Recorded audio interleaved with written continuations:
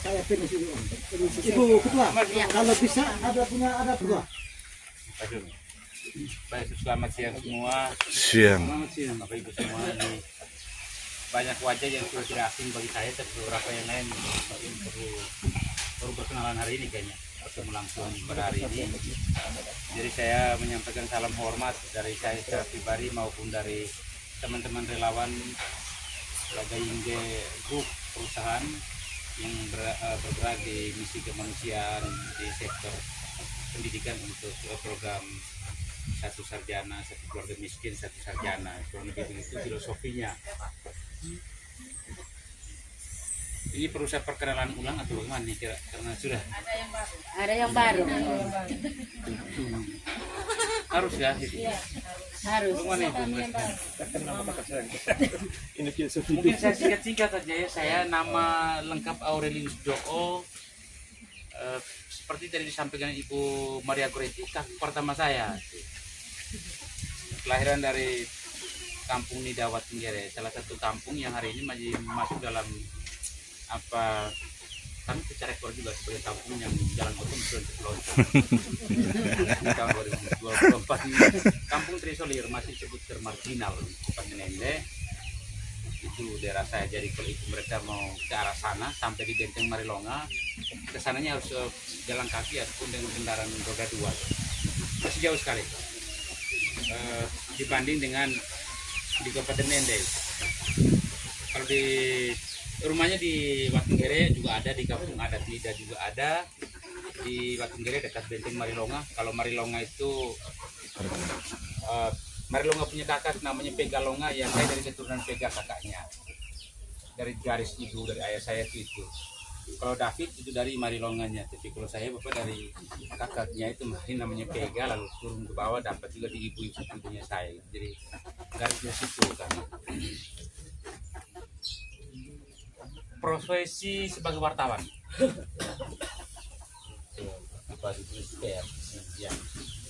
Jurnalis sebelumnya wartawan TVRI, reporter di Kupang, di Jakarta juga, lalu berpindah-pindah ke media Warisan Budaya Nusantara sebagai redaktur pelaksana dan editor nasional juga, karena tidak tinggal di Jakarta, jadi pulang kampung sebelum menjadi pimpinan redaksi Provinsi Tenggara Timur. Stay-nya di Ngada Nagekio, lebih banyak di jalan. Anak tua tinggal di Mataloko sebagai guru honorer. Anak tua ini satu yang saya bawa ini yang Kevin ini tamat SMA, mau di sini sementara masih persiapan karena atlet Kempo Kabupaten Ngada dari Rusia SMP. Bawa nama daerah. Lagi Frey, lagi TC kemarin kejuaraan di Timur Leste sepertinya, tapi kita pending masih ke sini. Ini profil saya, lalu saya bersama dengan Lagayingge ini baru buat 3 bulan terakhir lah. Sebelumnya teman-teman bergabung, tapi saya tidak, karena masih menguji coba apakah ini program betul atau tidak. Sebagai orang media tentunya kami selektif juga untuk masuk dalam program-program tawaran seperti ini. Kami untuk menjaga integritas kami, lalu akurasinya kami dalam urusan-urusan kemanusiaan seperti ini, karena tanpa program pun namanya jurnalis, aktivis masih bergerak terus di bidang-bidang seperti itu tanpa program. Sebelumnya tahun 2009 lalu saya cukup bergerak intens di Kabupaten Nende sebagai ketua Bapilu Partai Pemuda, lalu sekjen, lalu berikutnya menjadi ketua Partai Pemuda dengan 2 seat waktu itu pergeseran. Anggota DPR-nya Efraim Belarminus Ngaga dengan Sarwoidi. Jadi 2009 cukup berkiprah di sini. Waktu itu masih sebagai jurnalis, tetapi juga berkiprah di sini. Beberapa kali melakukan kampanye terbuka di lapangan PRC Jurkam 1, berkiprah dalam banyak hal waktu itu 2009. Setelah itu saya pamit, saya berangkat ke Kupang, lalu reporter TVRI seterusnya sampai balik lagi hari ini. Ende tidak asing untuk saya, baik dalam kehidupan masyarakat, budaya, sosial, agama, dan juga dari aspek politik ataupun tata kelola lainnya. Karena saya bergerak aktif dari 2009 untuk pulang ke kampung. Sebelumnya saya di Jawa Timur, di Malang. Itu teman-teman perjuangan di sana. Saya pikir ini dulu sementara untuk profil singkat. Berikutnya gambaran singkat. Saya pikir ada mungkin ibu-ibu sudah nonton semua yang belum gabung di profilnya itu. Perusahaan Lagayingge. Jadi ini perusahaan bukan LSM, bukan juga bantuan kucuran dari dana moneter atau dana pemilik modal luar negeri, IMF dan kawan-kawan, bukan. Jadi ini perusahaan murni, perusahaan swasta yang lalu masuk ke Indonesia yang juga notabene pendirinya orang Jakarta atau orang Jawa. Jadi penggagas atau pendirinya itu namanya Soeharto Reddy. Ini saya sampaikan lagi, mohon izin yang sudah dengar ini. Jadi tahun 1965 itu lahir seorang yang namanya Soeharto Reddy itu. Dia tinggal di Jakarta di tempat kumuh dan susah di panti asuhan. Dari situ dia dititipkan ke sana kemari dan berujung dia dititipkan juga ke panti asuhan di Amerika Serikat. Dengan nama Soeharto Reddy jelas di Indonesia dan Jawa. Setibanya di Amerika dia hidup di panti asuhan, dipelihara oleh suster dan seterusnya.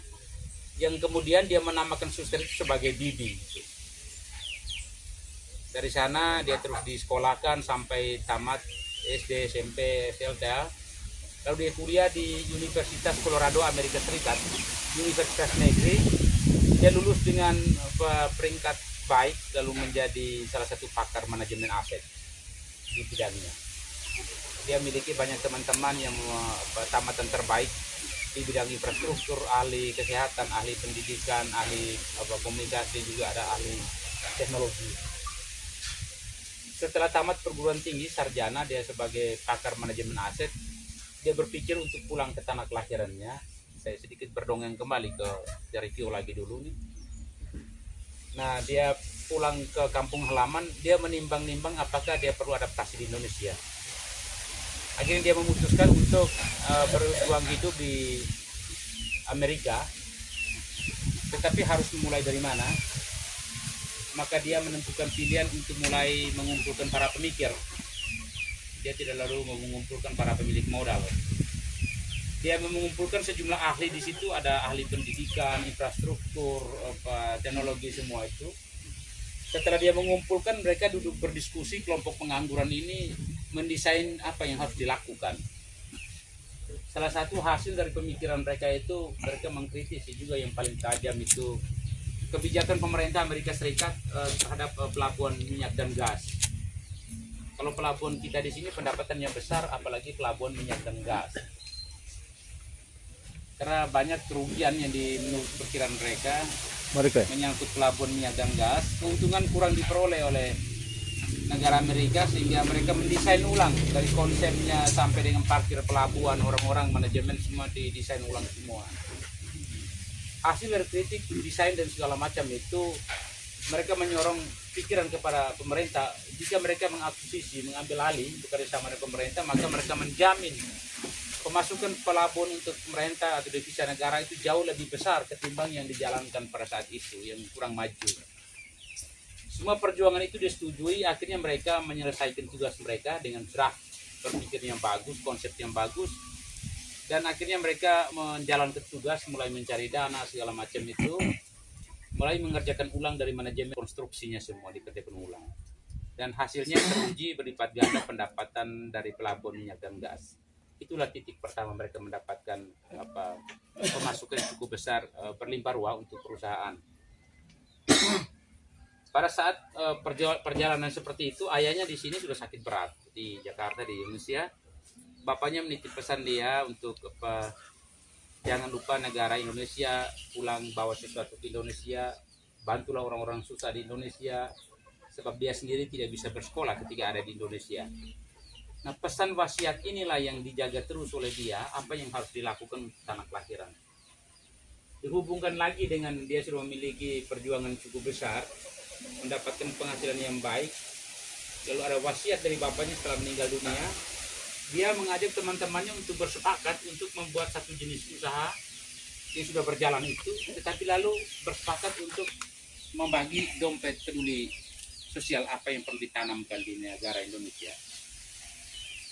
Akhirnya mereka bersepakat dengan pendapatan yang sudah bagus, pembiayaan sudah bagus untuk surplus lah, untuk manajemen pegawai segala macam itu. Mereka membagi $20 juta untuk mengamankan dalam rekening khusus, namanya rekening kemanusiaan, rekening amal untuk sesama di Indonesia. $20 juta itu ditarik lurus 300 lebih sekian triliun lah gitu. kalau dikali dengan kurs Indonesia per hari ini. Itulah awal mula dia menggerakkan misi kemanusiaan dia. Tapi berikutnya dia tidak hanya di Indonesia, dia mulai menolong anak-anak susah di berbagai daerah lain, negara lain. Ada Malaysia, Pakistan, di situ ada Australia juga bahkan masuk, ada Singapura juga dapat. Inilah gerakan besar yang hari ini tuh gaung di mana-mana, sebenarnya gerakan kemanusiaan. Lalu berikutnya Indonesia juga mendapat kebahagiaan karena fokusnya untuk menolong anak-anak orang susah di Indonesia. Nah, apa yang dia lakukan di Indonesia? Yang dia lakukan itu dia menyampaikan kepada mitra pemerintah bahwa dia mampu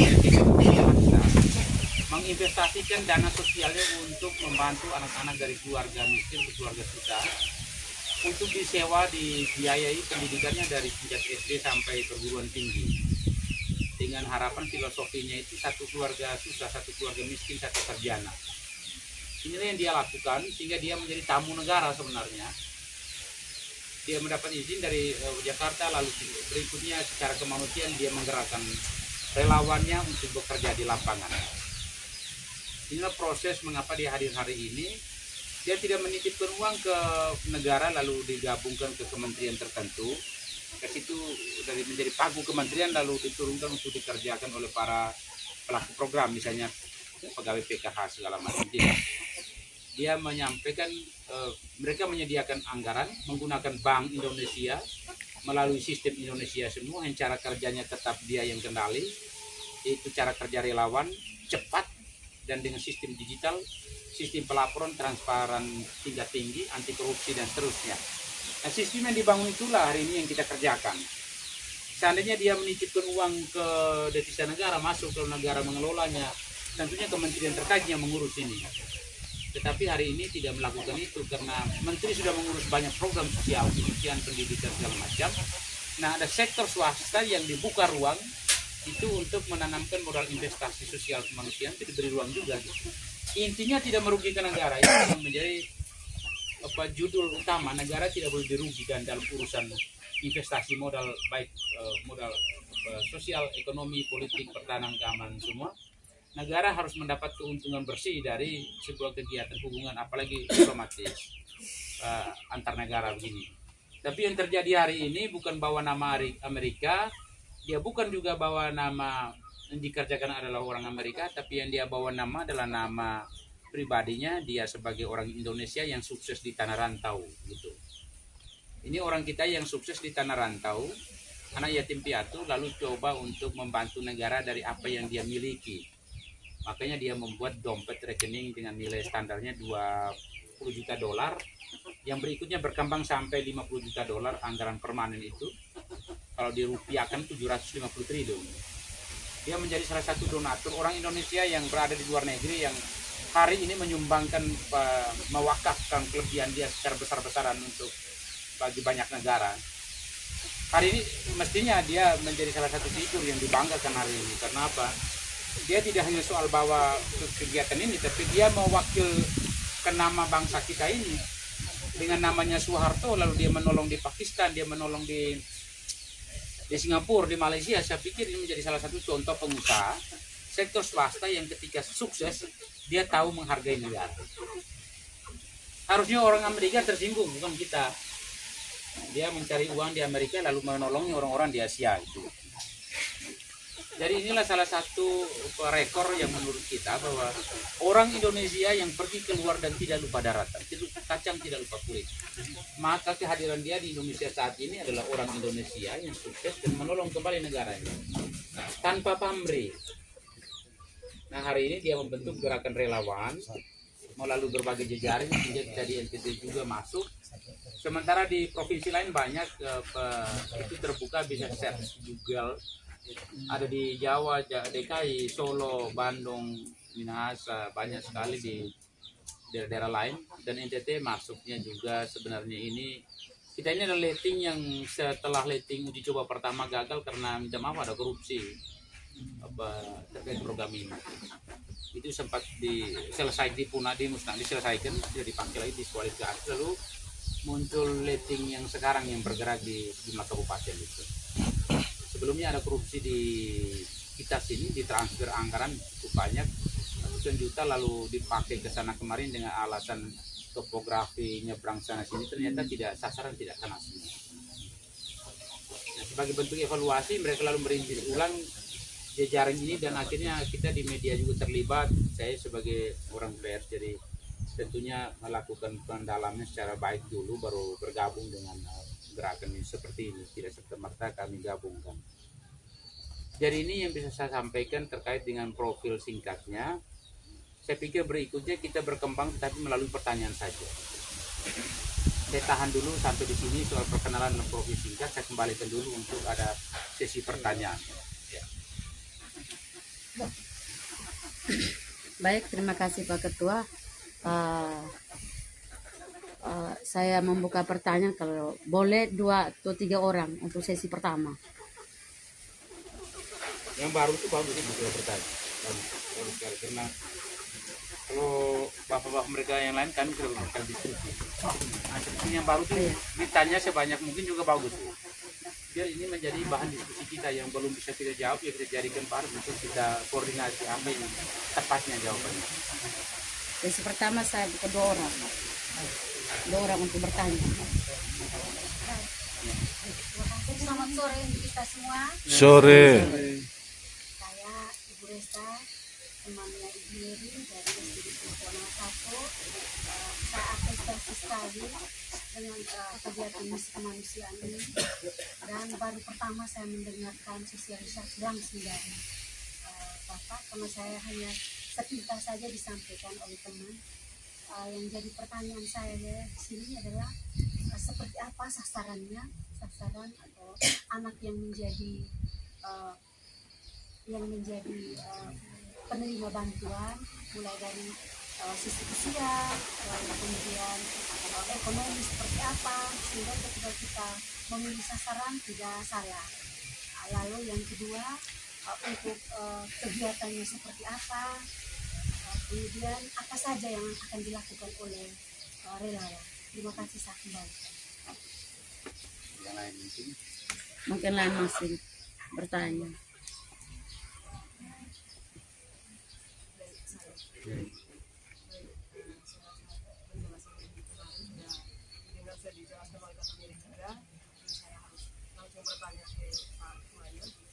Mengenai anak yang kita mau asuh, Pak. Dalam perjalanan kita tidak pernah tahu ke depannya. Tapi kalau benar kita 12 orang bekerja nih. Tapi kalau dalam perjalanan anak itu dia putus sekolah, bagaimana konsekuensinya ke depan?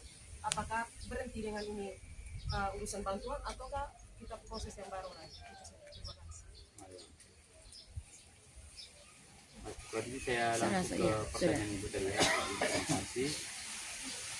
Pertama, saya omong dulu menyangkut sasarannya. Tadi saya mau lanjut, tapi saya pikir rem dulu supaya bisa masuk dengan apa yang lebih dulu, yang penasarannya di mana, kita masuknya penasarannya dulu. Jadi sasaran anak itu sebelumnya tuh usia 6 sampai 15 tahun, Bu. Tapi ada perubahan terbaru karena mereka konsentrasikan untuk ke bawah dari usia yang paling lebih di bawah, jadi 6 sampai 12 tahun sekarang. Nah, anak-anak yang 15 tahun kemarin banyak yang sudah dapat, tapi mereka tetap terima bulanan mereka. Nah, yang letting baru sekarang itu 6 sampai 12 tahun. Jadi targetnya di bawah dari SD sampai perguruan tinggi sampai sarjana gitu. Itu sasaran, itu surveinya. Lalu anak-anak yang dari keluarga kita kategorikan yang paling ekstrim, yang biasa saja atau masih bisa dimaklumi. Yang paling ekstrim itu misalnya sudah orang tua tidak ada, dia tinggal di tempat kumuh, tinggal di tempat-tempat yang sangat memprihatinkan. Juga yang paling ekstrim itu dia tinggal dengan ibu atau hanya dengan ayah atau keluarga broken home, lalu rumah juga tidak layak huni gitu. Itu kondisi yang paling ekstrim yang bisa kita bedakan sendiri, yang ekstrim terburuknya apa itu. Yang berikutnya yang harus dilihat adalah pendapatan per kapita atau orang tua dalam rumahnya kerjanya serabutan atau ada pendapatan jelas per bulan. Jadi profesi ayah dan ibu ataupun pengasuh itu penting untuk didata dengan baik untuk melihat anak ini punya harapan untuk bersekolah itu bisa atau tidak disewa biaya. Ini beberapa hal yang dihitung betul di dalam program ini. Bisa juga mungkin rumah setengah tembok tapi di dalam pengangguran, Bu. Bisa juga begitu. Atau janda yang tidak punya apa-apa gitu. Bisa juga rumah warisan itu tinggal anak sendiri gitu. Itu bisa juga itu menjadi salah satu indikator. Intinya tidak punya harapan untuk pembiayaan pendidikan, Bu. Kalaupun bisa biayanya sampai SDK, SMP begitu, untuk SMA atau kuliah itu mungkin berat gitu. Mungkin ini hal-hal yang perlu disurvei oleh teman kita semua barisan relawan Kabupaten ini. Itu untuk yang harus disurveinya seperti itu. Lalu dia dibantu mulai kapan? Dia dibantu ketika kelompok itu sudah berhasil disetujui, ditinjau segala macam, diwawancara dari pengajuan, misalnya kelompok Ibu Maria Goretti ketika clear nanti disetujui semua tahapan itu semua. Sejak pertama Ibu Maria Goretti sebagai ketua kelompok menerima transferan 5.860.000. Itu juga anak kita membawa kepada anak itu eksekusi atau distribusi bantuan penandatanganan kontrak kerja dari saat itu sampai dia tamat perguruan tinggi. Setelah itu putus hubungan dengan perusahaan. Perusahaan tidak mengikat untuk kemana-kemana, terserah anak itu menentukan. Ya. Berikutnya kalau dia sekolah sampai SMA tamat, dia tes polisi, tentara, lalu dia gol misalnya, dia selesai di situ. Tidak ada lagi pentransferan atau tuntutan segala macam. Yang penting dapat pegangan hidup. Lalu tiba-tiba meninggal dunia, yang juga selesai di situ. Nah setelah itu kalau tiba-tiba tidak mau sekolah juga sudah selesai di situ. Terima sampai SMA malah sekolah, atau mungkin kalau misalnya yang nona gitu hamil tidak bersekolah ya selesai di situ, tidak juga dituntut ganti rugi segala macam, tidak ada. Intinya perusahaan ini sudah coba dorong manusia untuk sampai ke perguruan tinggi. Tapi kalau di tengah jalan malah sekolah tidak berprestasi meninggalkan semua, perusahaan juga angkat tangan. Itu urusan dia sendiri sehingga kontrak putus di saat itu. Kapan berhenti sekolah ya di saat itu juga berhenti. Tidak bisa dialihkan serta-merta kepada adiknya atau siapa di dalam. Tidak bisa. Maka anak itu disebut sebagai anak emas dalam keluarga yang mendapat program ini. Dia dijaga dengan baik dan seterusnya sampai dengan kuliah. Nah ketika kuliah habis pun selesai kontraknya segala macam, perusahaan tidak meminta tolong untuk mengurus pilpres yang ini atau itu, tidak ada. Ini dia bebas lepas. Tidak ada kepentingan lain selain hanya untuk mendorong seorang anak dari keluarga miskin bisa sampai tujuannya, cita-cita menjadi sarjana, bisa bersekolah layaknya seperti itu, sehingga kita garis sejajar filosofinya itu satu keluarga miskin satu sarjana sebenarnya program ini. Itu yang mau dilakukan. Anak-anak ini dibantu berupa uang. Pertama kali kita antar itu 1 juta rupiah uang cash kepada orang tuanya atau dan anak itu, dan juga 600.000 dibelanjakan oleh ketua kelompok. Dia bisa belanja sesuai RAP. Di situ ada belanja juga, ada baju lah kadang-kadang, saya lihat ada juga sembako. Ada RAP diatur di situ. Itu yang mau diberikan kepada anak itu. Selanjutnya setiap bulan setelah kontrak habis, anak itu mendapat tunjangan 1 juta per bulan. Uang saku dikirim tetap secara online maupun offline. Lalu 12 orang tadi yang menjadi relawan itu orang tua asuh tadi setiap bulan bergantian antar uang itu ke anak. Sekaligus mengontrol dia bagaimana pendidikannya, sekolahnya seperti apa, ngobrol-ngobrol dengan dia segala macam di situ, dan divideokan, difoto. Dua orang mendapat uang transfer 220.000 per orang setiap bulan gajian. Ini haknya anak. Biaya pendidikan di tingkat SMP, SLTA dan perguruan tinggi setiap bulan itu tidak dibicarakan. Karena itu masih menjadi rahasia perusahaan, sehingga supaya tidak memicu iri hati segala macam terhadap anak-anak menerima ini. Masih dibungkus. Perusahaan juga ingin supaya kita kerja bertahap, jangan sampai istilahnya masih sabuk putih mau minta ilmu yang sabuk hitam. Itu dan satu. Mungkin itu penting bagi kita by step. Itu yang mau dilakukan terhadap anak-anak ini yang dibiayai oleh perusahaan atau Yaga Indo. Terhadap kita semua tidak ada kontrak apapun, jangan takut nanti dibilang masuk isi segala macam kan tanpa ada kontrak. Kita ini relawan kemanusiaan, bukan pekerja LSM, bukan juga pekerja dari dinas tertentu. bukan juga kita mengurus uang orang Amerika, tidak. Kita hanya menyalurkan bantuan dari orang Indonesia punya duit yang diputar dari sana dengan dolar masuk sudah jadi rupiah. Kita menyalurkan, penyalur kita sebenarnya. Kita hanya mau melihat orang-orang susah lalu kita cek ada dana atau tidak. Jika ada dana kita bawa dan bantu gitu. Jadi kita tidak berurusan dengan legalitas perusahaan segala macam. Kalau urusan legalitas perusahaan itu ada di tingkat pusat. Tentu izin investasi itu tidak izin di kepala daerah. Kalau izin investasi luar negeri itu izinnya di menteri terkait. Dia tidak akan bawa izin itu ke camat segala macam. Dia di kementerian terkait. Karena ini investasi luar negeri walaupun dia orang Indonesia. Tapi dia adanya di Amerika, dia punya perusahaan yang clear jelas di situ. Nah, itulah gambaran menyangkut hak-hak anak itu. Di pasal kontrak anak itu nanti ditandatangani sederhana sekali, siap menerima bantuan itu, siap berprestasi, dan juga harus menyatakan siap menerima apabila berhenti sekolah langsung habis juga jatah bulanannya, pembiayaan seterusnya. Jadi itu yang pasal-pasal kontrak hanya seperti itu, tidak ada yang lain-lain lagi. Sangat sederhana di sistem administrasi kontrak itu yang kita lihat di berkas itu. Nah, menyangkut kekuatan pendanaan perusahaan ini menjadi hak perusahaan. Tadi sudah saya sampaikan salah satu sektor kekuatan anggaran perusahaan adalah mereka salah satu juga yang mengelola aset pelabuhan Nola, pelabuhan minyak dan gas di kota Louisiana di Amerika Serikat. Itu salah satu yang mereka miliki. Yang berikutnya mereka juga menjadi pemasok penghasil baterai mobil listrik. Orang rame-rame bicara mobil listrik, ya pemasoknya ini salah satunya. Mereka bekerja sama dengan perusahaan di Inggris, lalu mereka mengerjakan mendesain mobil listrik berkekuatan tinggi, dayanya tinggi, sehingga kalau pakai bisa berjam-jam. Saya belum tahu yang dihasilkan ini berapa jam, tapi mereka menjadi pemasok untuk baterainya.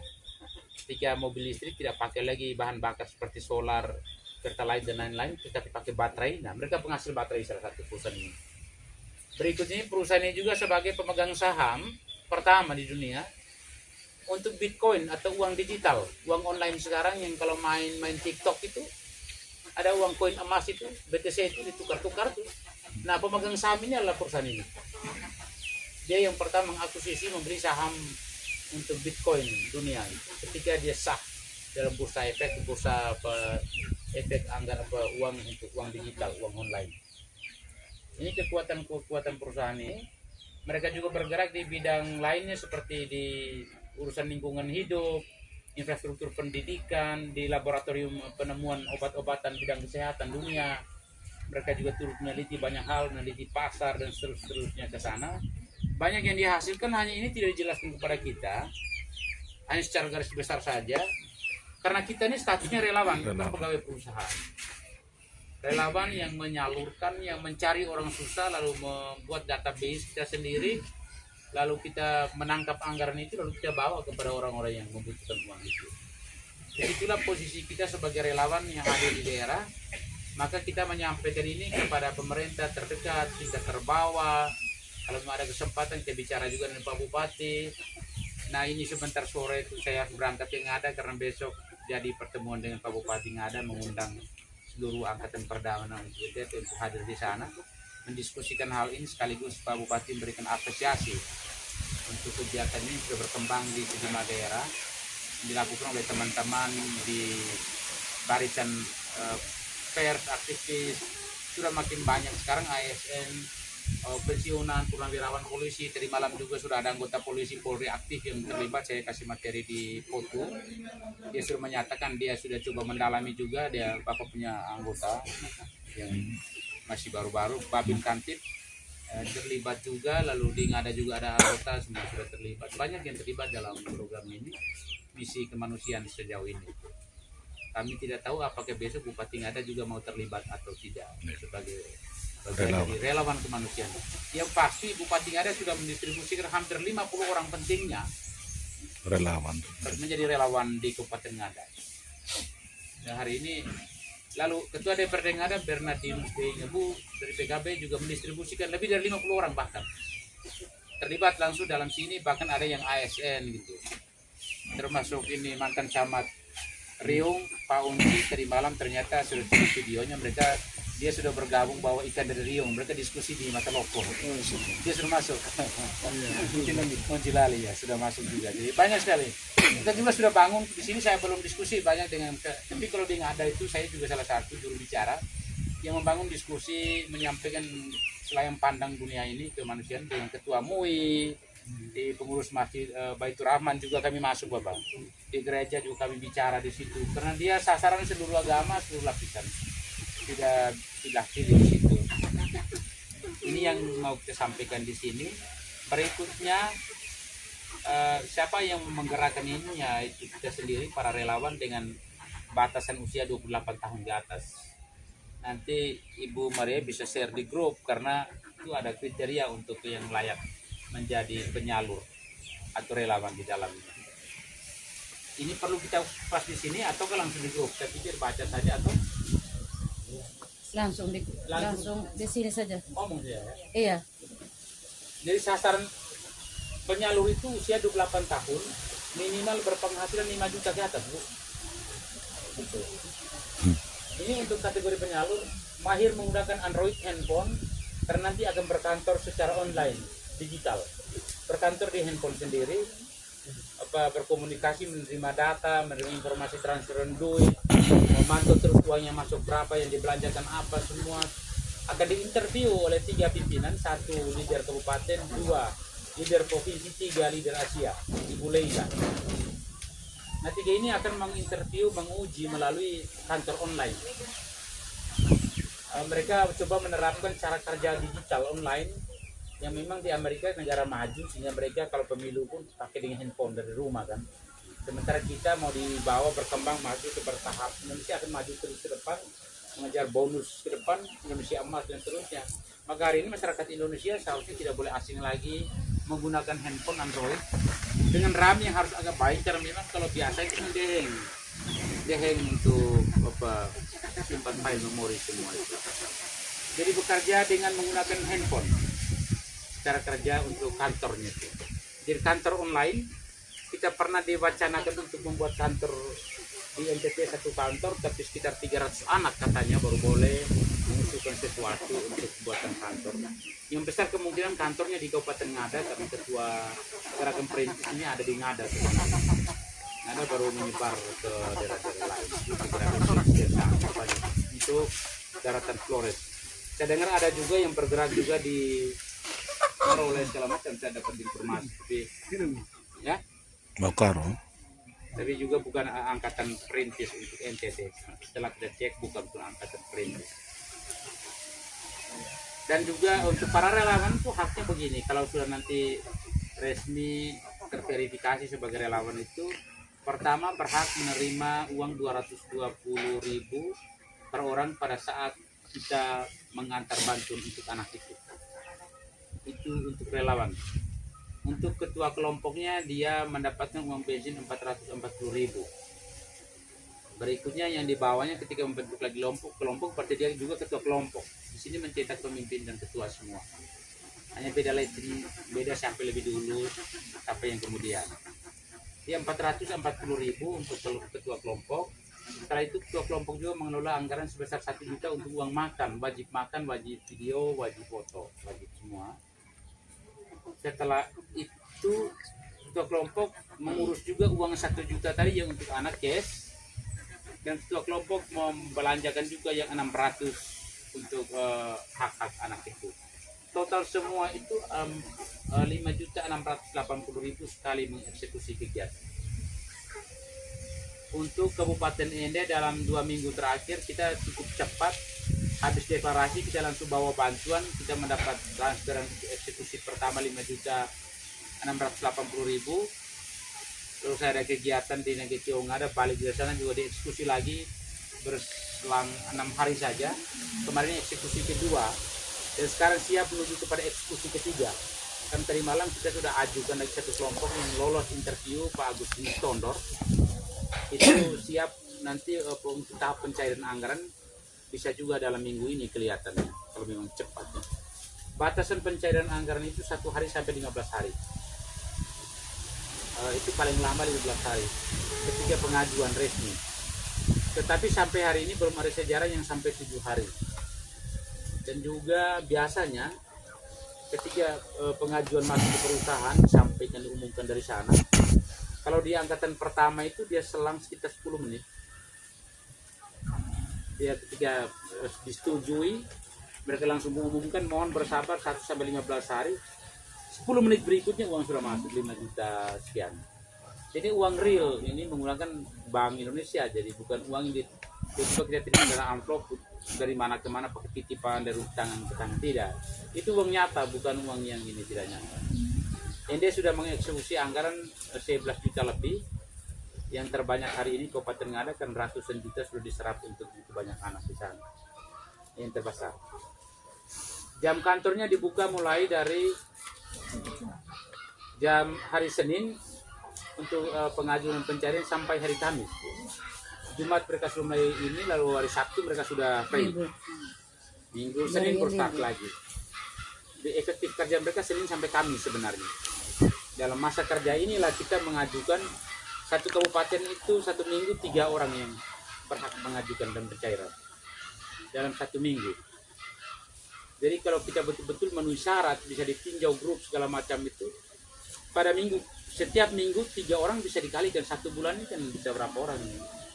12 anak yang ditolong di situ, kali dengan 5 juta lebih pencairan.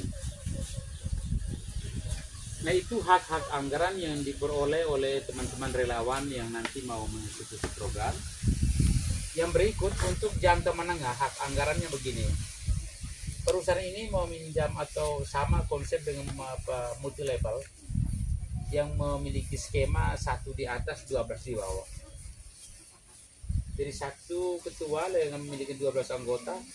Anggota ini nanti ketika sudah mengeksekusi 1 bantuan, itu ada 12 ini, dia bertugas untuk mencari 1 anak, mensurvei, membuat database, melaporkan dengan video maupun dengan keterangan board nanti di situ maupun foto. Kalau sudah selesai nanti dieksekusi bantuan itu, 12 anggota sudah langsung aktif untuk boleh mencari atau mau cari sasaran baru. Ketika sudah selesai mengeksekusi anak itu, maka 12 anggota sudah aktif. Dia dinyatakan aktif sebagai relawan resmi untuk boleh mengembangkan jejaringnya. Nah 12 ini setiap orang hanya boleh membentuk lagi 12 yang baru di bawahnya. Dengan sasaran 1 anak, lalu jumlah anggotanya dia 12 tambah dengan ketua sendiri berarti 13 orang. 1 orang punya 12 anggota, itu informasinya. Nah di saat misalnya Ibu Maria ini sekarang dia punya 12 anggota di bawah. Dari 12 itu 1 sudah menghasilkan 1 anak, sudah punya 12 anggota baru. 12 itu melahirkan 12 anggota baru. Lalu untuk mengurus 1 anak ini, ketika sudah perpaten lalu anggaran masuk menolong 1 anak ini, maka Ibu Maria mendapatkan gaji bulanan 1,5 juta. Jadi 1 dari anggota di bawah kita mendapatkan 12 yang baru, lalu bekerja mendapatkan 1 anak dan betul-betul dieksekusi, maka yang di atasnya dapat 1,5 juta. Kalau 2 orang maka 3 juta dikali sampai dengan 12 orang, maka gaji bulanan 18 juta. Makanya program ini sebenarnya ada 3 hal sebenarnya. 1 kemanusiaan, 2 pendidikan kalau orang susah, yang ketiga lapangan kerja. Karena artinya ada konsep pendapatan jangka pendeknya tadi merokok, buat transportasi, ada uang makan, dan berikutnya ada jangka panjangnya itu menyangkut skema 12 gebuk 1 anak ini. 12 orang hanya boleh mengurus 1 anak. Nanti kalau mengurus lagi naik bentuk lagi 12 orang. Begitu. Jadi angka terbesarnya itu 18 juta per bulan, itu bisa dicetak oleh siapapun kalau dia memang jaringnya ini kerjanya serius. Yang kedua, pertanyaannya mengapa harus 12 tidak 6 atau 7? Harus 12 ini karena punya fungsi-fungsinya masing-masing. Yang pertama itu fungsi sosial agar terbentuk gotong royong, tempo seliro, kerjasama, kekompakan itu. Lalu anak ini kan mau dijaga dari usia 6 sampai 12 tahun sampai dia kuliah, tentunya panjang perjalanan anak ini. Kita sebagai manusia tidak bisa kalau 2 orang setiap bulan pergi antar dan nasihat dia, cek secara berkala buku, rapor segala macam ini. Kalau dua-dua sakit atau berhalangan kan susah untuk mengawasi anak ini. Karena anak ini diawasi dari kecil sampai dengan perguruan tinggi, maka bapak mama asuhnya itu butuh 12 orang untuk setiap bulan pergantian pergi ke anak itu, cek segala macam. Sampai sekarang diskusi, ngobrol, di video, di foto, dilapor ke perusahaan. Kalau tidak ada foto, tidak ada ngobrol, beri dia penguatan segala macam, dianggap tidak melaksanakan tugas. Semua harus terbukti dengan video, audio, visual semua. Dan yang pergi setiap bulan juga dapat jatahnya 220.000. Nanti ketua kelompok mengatur setiap bulannya dua orang. Kalau di kelompok perdana kami mereka sudah baku bagi. Ada yang minta pada dekat Natal dulu, ada yang minta bulan sekarang, ada bulan Desember kami punya ini. 2 yang ini dan ini. Jadi bisa diatur nanti kalau sudah pencairan untuk bulanan itu setelah ketua kelompok akan buat pengajuan setiap bulan untuk pencairan, ada pengajuan lagi. Begitu. Jadi setiap bulan antar anak, itulah fungsi sosial, itu setiap bulan antar uang anak itu, berikan dia peneguhan, nasihat dan lain-lain, memfoto dan memvideo. 2 orang yang berangkat tadi dapat uang perjalanan, uang transportasi 440.000 dibagi 2, jadi 220 per orang. Itu tugas sosial. Tugas ekonomi dari 12 orang itu supaya pendapatan setiap orang itu bisa mencapai 18 juta. Bukan hanya ketua kelompok, tapi supaya semua orang yang bergabung dan serius dalam misi kemanusiaan itu ujungnya dia mendapat itu insentif atau uang rangsangan, ada penghormatan dari perusahaan ini relawan untuk mengklaim anggarannya sebesar 18 juta pendapatan tetap per bulan dengan statusnya relawan. Walaupun sebesar itu, tapi untuk orang Indonesia besar sekali, tapi statusnya relawan ya, bukan orang perusahaan. Itu jangka menengah. Jangka panjangnya jika sudah sampai pada level itu 18 juta per bulan, maka di jangka panjangnya semua orang akan ditinjau, diuji ulang, dievaluasi, dicek kejujurannya, keaktifan mulai awal di grup segala macam, dicek semua. Itu di cover semua, lalu apakah dia layak mengikuti ujian masuk sebagai orang perusahaan. Masuk perusahaan berarti menjalankan program-program perusahaan. Yang masih relawan saja 18 juta, jadi semua orang sekarang berbondong-bondong untuk bisa tembus ke perusahaan. Karena tentunya kalau masuk perusahaan bonusnya jauh lebih besar daripada yang di relawan. Itulah yang dikejar hari ini oleh teman-teman untuk bagaimana misinya adalah kalau bisa masuk perusahaan itu bisa membentuk lagi yayasan peduli amal yang lain. Bahkan perusahaan ini terus-menerus menawarkan orang-orang yang sudah pada level tertentu untuk menjadi bagian dari donatur kemanusiaan bagi saudara, kerabat, segala macam, pondok pesantren lah, ada yang di gereja segala macam, di biara segala macam seperti itu. Diharapkan ini berkembang terus, karena ketika tembus ke dalam sebagai orang perusahaan juga ada dana-dana yang memang bonus khusus untuk kegiatan kemanusiaan juga. Itu. Lalu perusahaan ini sebenarnya sudah mengumumkan berulang kali kepada seluruh relawan di dunia bahwa aksi kemanusiaan dengan dana 750 triliun yang terbesar, dari 350 triliun sampai 750 triliun, itu dana yang paling kecil yang dimiliki oleh perusahaan. Mereka mengumumkan ini hanya sebagian kecil kekayaan perusahaan yang ditaruh dalam dompet tersendiri. Ini bukan yang paling wow di perusahaan. Dia hebat hanya ke misinya saja, kemanusiaan. Tapi kalau dari dompet itu dia yang terkecil di perusahaan ini. Itu 750 triliun itu bagi perusahaan yang Gayung The Group itu yang terkecil. Dia bukan satu-satunya kegiatan perusahaan. Ini hanya misi amal ibadahnya mereka sesuai wasiat tadi supaya menolong sesama. Hitungan juga untuk ketenangan jiwa ayahnya yang sudah meninggal dunia. Dia juga menghitung untuk ketenangan jiwa di masa depannya nanti di dunia akhirat. Ini misi kemanusiaan di dunia berpaketan langsung dengan kepentingan ajal, amal ibadah dan seterusnya. Paketannya seperti itu. Nah ini yang kita sampaikan sementara ke Bapak Ibu semua. Yang lain sudah dengar kemarin-kemarin, lalu yang baru tentunya masih bertanda tanya yang apa saja perlu dilakukan. Nah yang pertama, kalau sudah terbentuk 12 orang, saya arah sepikirnya itu cepat-cepat buat grup WhatsApp. Setelah buat grup WhatsApp itu 12 dimasukkan, berarti 13 dengan ketua kelompok. Setelah itu masukkan ketua Kolkap Kabupaten. Saya masuk di situ untuk meninjau. Pertama yang kami nilai adalah betulkah 12 orang atau masih 11 orang total pertama harus 13 orang karena ketua kelompok lengkap dengan 12 anggota. Yang kedua, kami meninjau cocok ke KTP yang dikumpulkan dari anggota-anggota ini dengan foto profil WA. Karena apa? Ini mau mengurus manusia, mau mengurus anggaran yang modalnya pakai kantor online. Jangan sampai di raut muka KTP manusia lalu di foto profil itu gunung, laut, segala macam. Yang takutkan itu, makanya kemarin kita diskusi tadi malam lama sekali dengan para dosen di dekat kampus 2 karena saya dihadirkan di sana, sekaligus mereka juga menawarkan untuk masuk kampus, ke kampus. Saya sudah juga jawab iya, ada prodi mereka undang untuk bicara langsung di kampus dengan para dosen segala macam. Mereka mungkin mau ada tawaran diskusi kontrak kerjasama segala macam, saya belum tahu ke arahnya ke sana. Nah, ada beberapa dosen di Unflor yang kemarin itu mengundurkan diri hanya gara-gara kami meninjau foto profilnya dia dengan foto KTP dikirim oleh ketua kelompok. Kami tinjau, lalu kami bilang, kenapa foto profilnya membelakangi foto dari belakang ini bertaruh itu.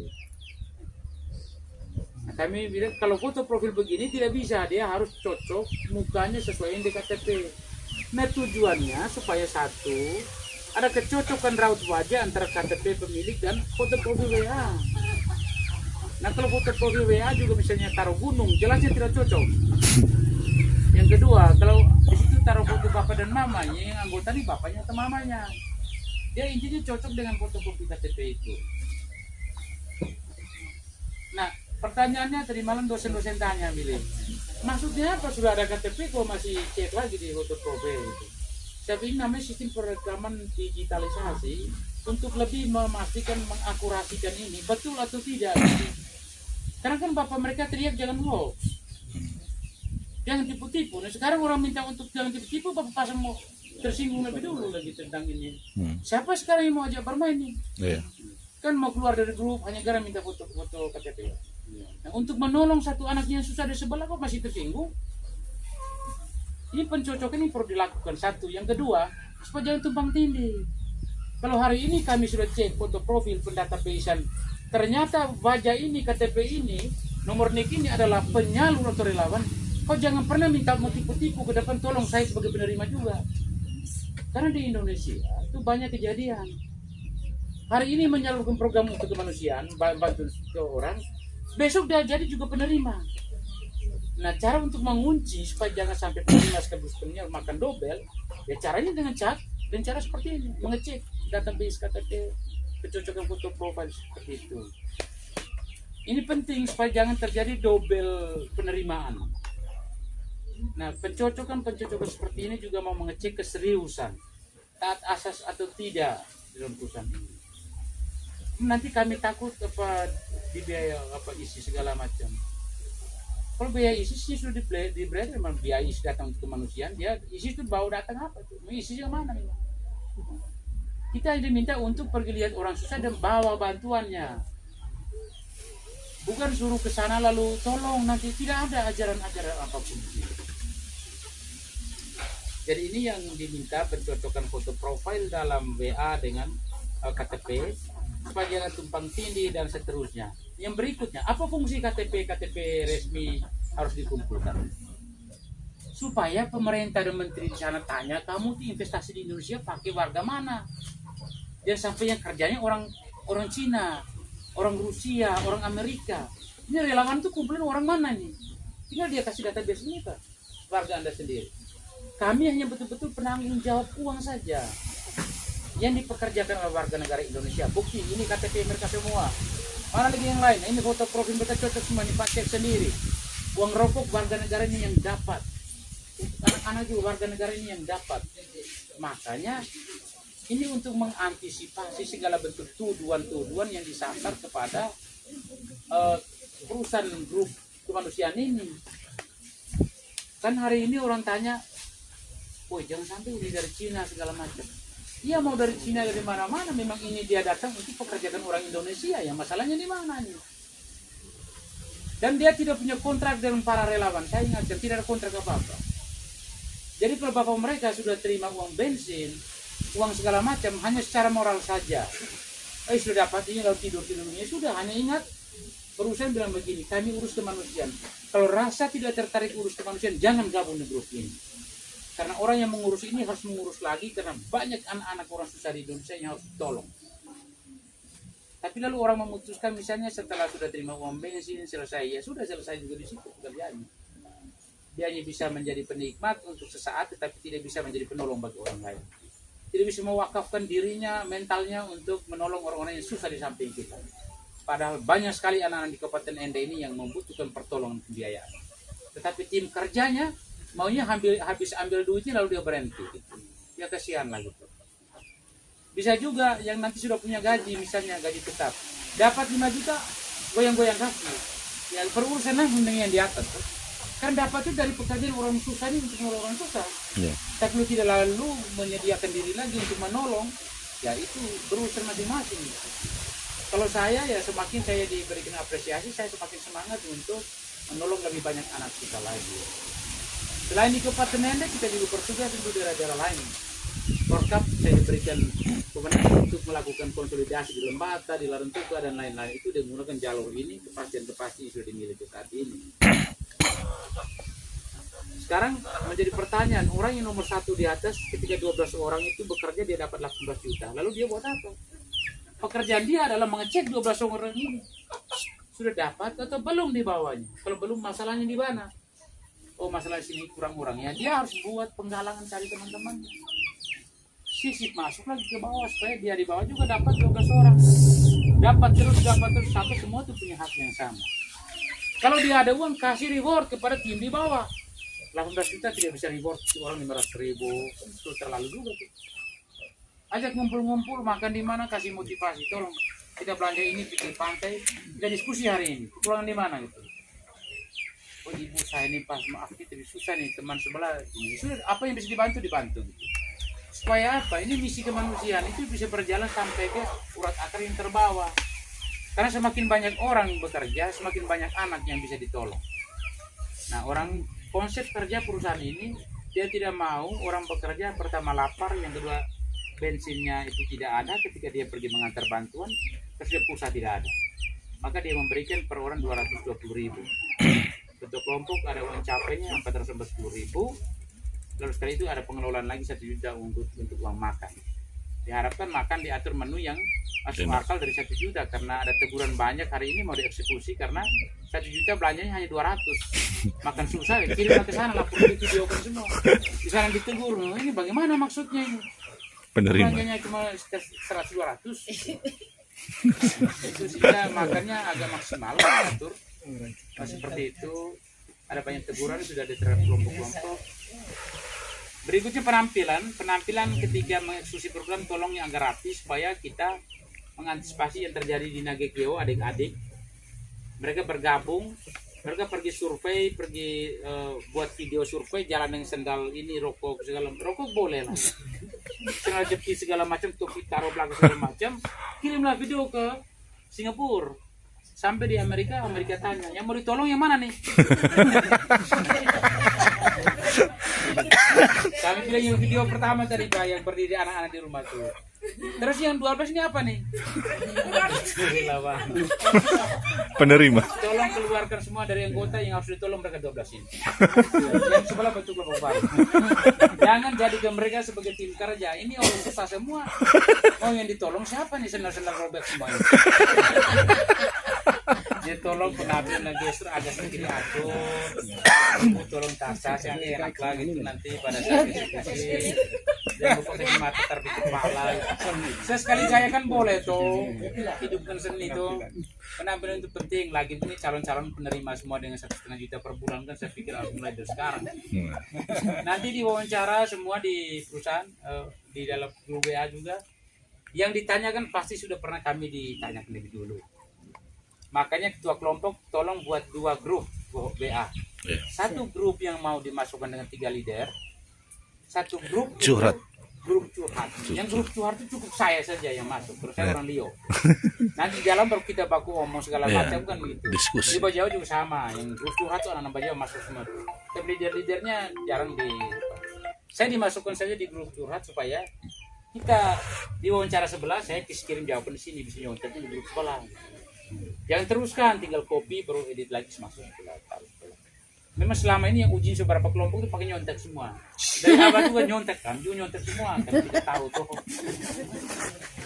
Di dalam sistem perusahaan ini yang S3 pun tidak bisa menjawab karena standar kerja Amerika. Pertanyaan gaya Amerika, interview ulang balik yang sama saja, tapi jawaban-jawaban itu memang dari konstruksinya dari mereka. Jadi kita ikut saja alur segala macam. Yang berikutnya, Ibu Lela ini seorang peneliti tapi juga lebih fasih di Mandarin ke Inggris. Segala diskusi kita dalam grup itu tolong tulis jangan singkat-singkat. Karena dia bermodalkan Google. Kita tulis selamat siang Ibu, selamat merayakan atau terima kasih Ibu bergabung di sini, salam hormat, salam kenal dari saya. Dia copy taruh ke Google baru dia baca, oh ini artinya yang Mandarin ini sudah. Dia juga balas itu copy terjemah ke Indonesia, dia ambil yang Indonesia dia taruh di grup. Sehingga dari jauh-jauh hari dia minta maaf kalau ada bahasa kata-kata kata dia yang kasar. Karena di Google tuh kalau engkau tuh pasti anda semua ada banyak kosakata yang lebih kasar. Dia tidak bisa memilah-milah karena dia ikuti saja perintah Google, tindakan-tindakan itu. Itu saja, lalu ada banyak yang ulang alik, tetapi saya ajak kita untuk taat asas, ikuti saja kemana mengalirnya. Goalnya kita adalah mengurus orang-orang susah, anak-anak yang mau dibantu. Hari ini saya sebenarnya tidak mau ngomong tentang gaji pendapatan, tetapi saya disalahkan itu. Karena paketan perusahaan itu bekerja seperti itu dan transparan. Nah, kalau hari ini tidak ngomong tentang uang ini, hal itu, lalu dia tanya suatu saat, memangnya ketua kelompok dulu siapa pembicara? Dia sebut tidak itu tentang 1,5 juta segala macam, tidak. Berarti dia bisa, ini anaknya mau korupsi di mana nih?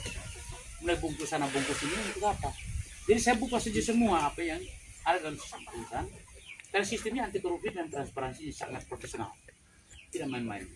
Rp1.000 pun ditanyain ya, jadi saya pikir saya akan buka semua. Tidak ada alasan saya untuk apa.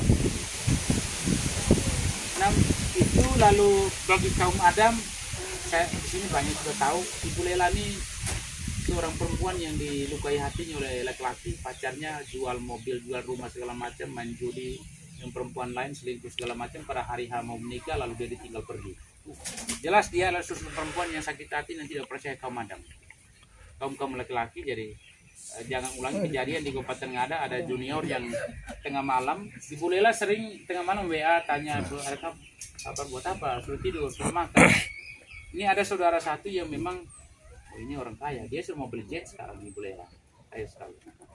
Relawan Dia lobi-lobi ke sana dari relawan. Jadilah dia menggoda ibu, jadi ibu itu lalu screenshot semua dia percakapan masuk di grup ketua. Para ketua semuanya, ini siapa punya anggota gitu. Anggota, oke bilang, oh yang anggota ini.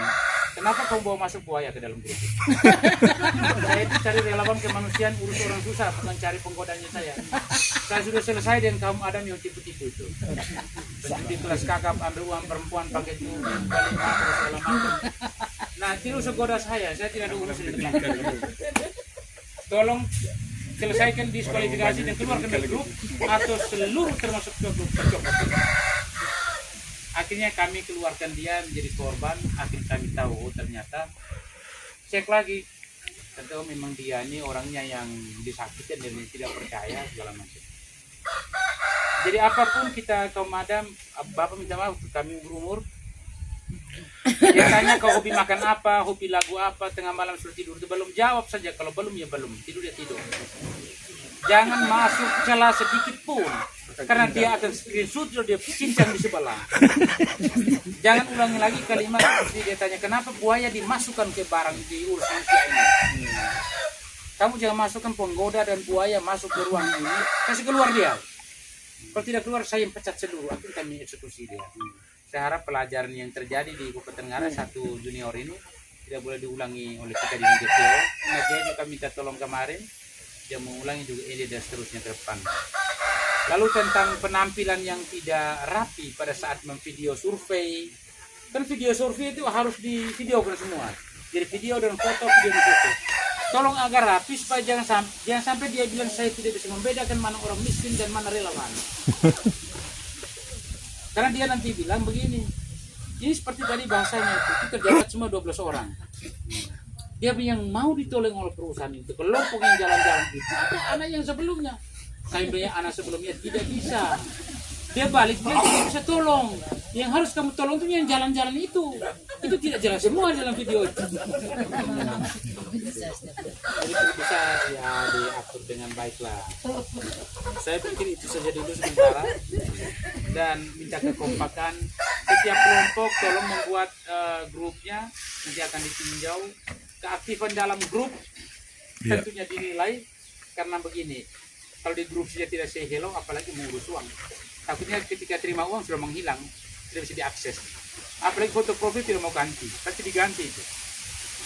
Yang tidak mau beradaptasi dengan sistem yang diterapkan secara online dan digital itu diminta ketua untuk bongkar pasar, untuk membongkar pasar, supaya jangan sampai satu orang punya perbuatan lalu mengorbankan yang lain serius.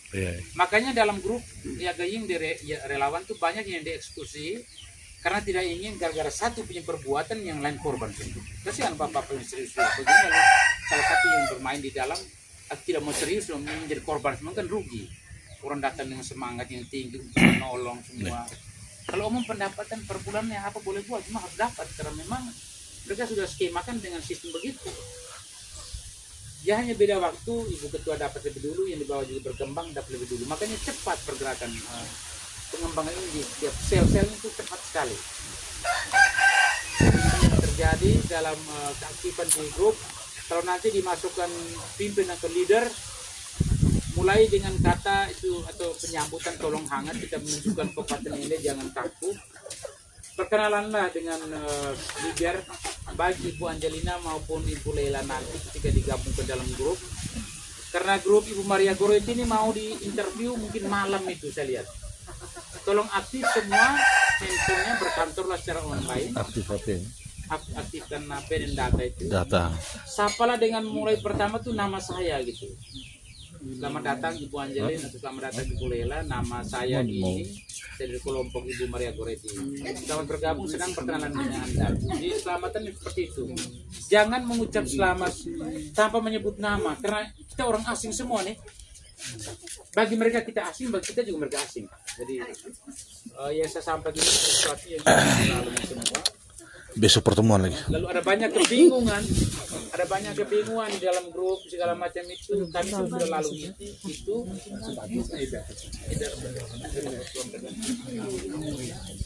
Kayak asuransi tentang. Kayak baru jelaskan.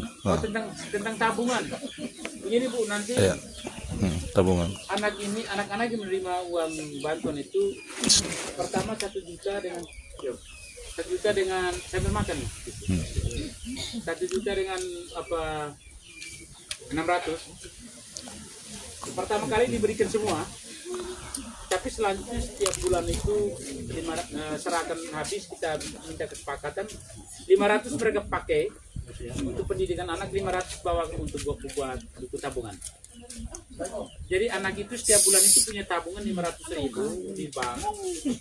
Lalu uang itu digunakan untuk kepentingan anak. Jadi ada budaya menabung, mendorong pendidikan dan seterusnya. Pertanyaannya, kalau sudah menabung, anak ini tidak dibayar lagi? Tidak. Menabung ini hanya upaya kita supaya uangnya rezeki dapat ini jangan dihabiskan untuk judi, ayam, beli rokok, minum segala macam. 500 dipakai, 500 dibawa anak ke bank.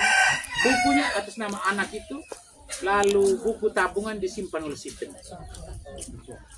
Apakah nanti di ketua kelompok kita lihat sistem berikutnya? Kami harus pertemuan dulu dengan pemimpin TTP-nya di Ngadam mulai besok. Buku diamankan sehingga anak itu punya tabungan ada. Tiap bulan juga ada masuk tabungan lagi. Fungsinya bisa juga untuk anak itu bayar sakit segala macam.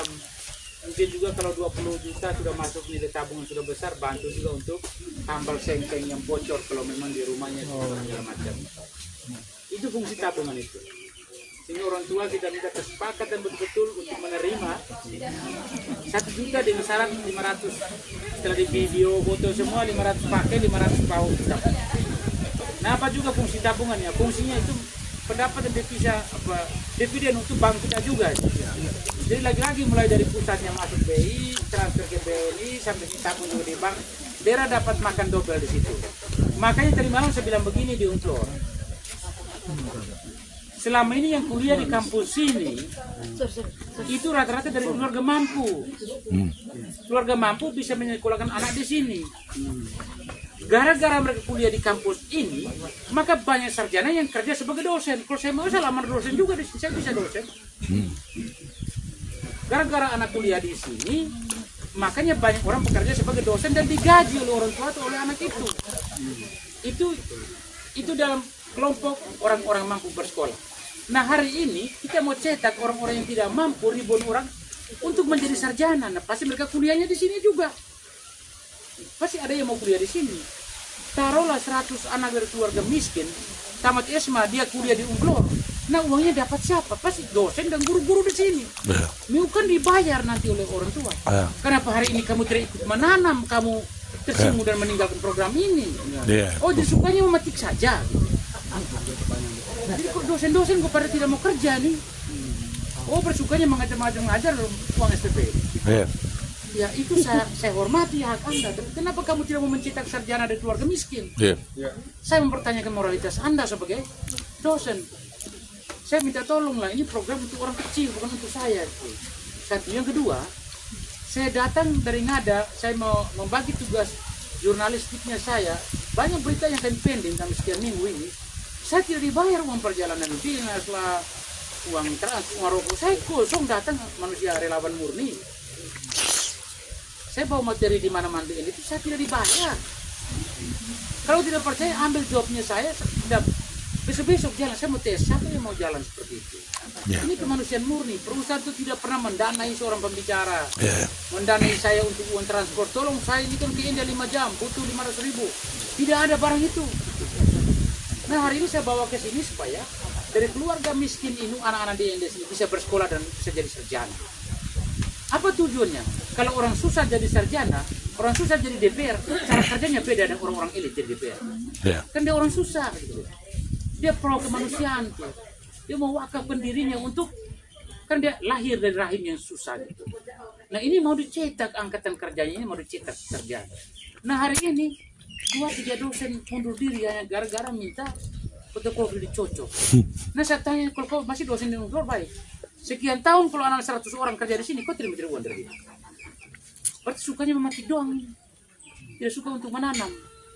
Bolehlah kita memetik, memberikan informasi, mengajar mereka. Tapi kalau program kemanusiaan ini ambil dong gitu. Ini Bupati sendiri mau ambil, di Jawa Barat Kapolres juga ambil. Dandim juga terlibat di dalam. Jurnalis juga terlibat di dalam. Di sini kita masih mundur.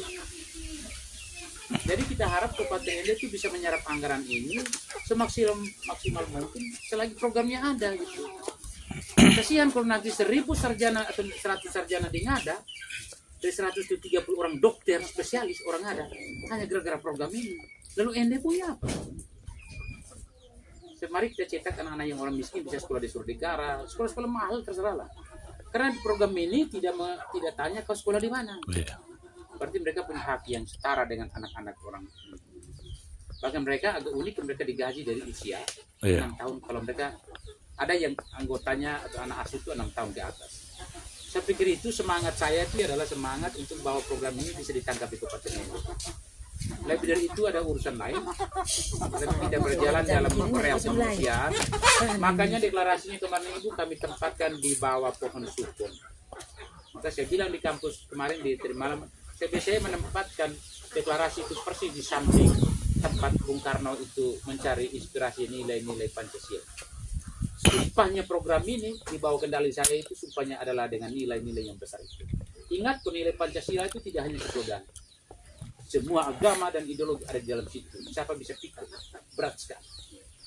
Dia merangkum seluruh yang besar tadi. Kemanusiaan yang universal itu. Keadilan yang universal itu. Nah, itu kami taruh di bawah pohon sukun. Itu deklarasi pertama. Sehingga hari ini program ini kami minta bisa didaratkan di kampus. Lalu mereka minta untuk nanti, mereka sudah schedule kan saya tidak tahu kepentingan siapa, tapi mereka ingin saya bawa materi di kampus secara terbuka. Saya sudah bilang oke, bisa saja, tinggal atur waktu yang pas, kita bisa diskusi secara terbuka dengan teman-teman akademis di Universitas Flores Kabupaten Ende. Berikutnya ada beberapa kampus lain termasuk Politeknik Nagekeo, Yosef Yakub Nuwaya punya juga mengajak untuk berdiskusi di teman-teman di vitaminnya di bawah di kampus sebelah atas sekarang jalan terusnya seperti ini. Saya pikir begitu dulu. Ini Kak, saya mau tanya. Kasih Pak Kumar. Jadi menyangkut dengan anggota kami ini, Pak Ketua. Kami ini ada kami punya anggota di seberang pulau di sana. Jadi jangan segala macam dengan materi ini yang Pak Ketua. Pulau Ende ya. Dari Pulau Ende. Sekcam Pulau Ende. Materi ini pasti sangat-sangat. Ya. Cuma anggota kami Pak Ketua dari Ketua ini Pulau Ende Sudah datang. Ini Pak Sekcam Ejang. Sekcam. Ayo. minta kesempatan Pak Ketua. Iya. Saya virtual saja Bapak ya. Iya, Zoom virtual. Zoom saja kita. Zoom. Iya, Zoom. Oh, Zoom saya. Didampingi dengan kita punya anggota kelompok perdana di bawah. Pak Mbak di sana. Pulau Ende. Sore Bapak. Nah.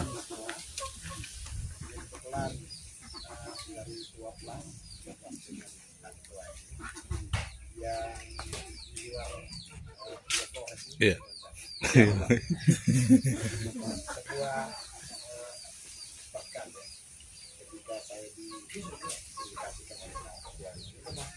Saya siap karena dari awal yang namanya pendidikan itu satu hal yang mutlak harus dilakukan. Prinsipnya seseorang tanpa kita sekolah. Kemudian tadi saya sudah sampaikan pada ini, barangkali kalau boleh saya kami komunikasi dengan masyarakat. Iya. Ada waktu yang bagus. Kalau sekarang mungkin ada Iya. Musim Tenggara. Masih jauh. Aku bebor. kalau memang ada waktu yang bagus, sekaligus saya undang boleh. Tapi untuk sekarang mungkin belum. Ya. Aduh. Dia punya hak. Kita manusia akhirnya wisata juga harus. Dia punya hak juga. Kemudian yang Dia jangan mengganggu kita. saya ini terserah dari kemarin saya sudah ini masih dalam guideline. Ya. Karena ini untuk ini. Saya pertanyakan kalau 12 orang, 13 orang apa harus mendapatkan hanya satu sasaran anak ini. Atau memang dari 13 itu mendapatkan satu sasaran. Ini perlu disebutkan. Iya. Iya. Kemudian yang berikut Pak Ketua, biasanya orang birokrasi itu datanya itu bersumber dari pemerintah desa. Nah kalau misalnya kita menggunakan data dengan kita bergerak sendiri, sesuatu yang barangkali harus bisa dikomunikasikan dengan mereka. Kalau biasanya kalau komunikasi dengan orang birokrasi ada intervensi, Iya. kita khawatirkan gitu. Tetapi saya maunya ada indikator itu yang berkaitan dengan keluarga miskin.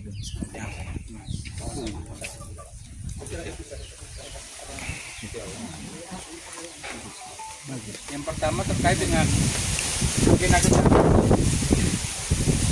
bisa Bapak nanti tinggal lihat bulannya pas saat dari menang Umbenbosu. Iya. Iya. Siap. Sama-sama nanti. Yang berikutnya terkait dengan Saya 1 tahun di Pasir Jam. Bantuan rumah.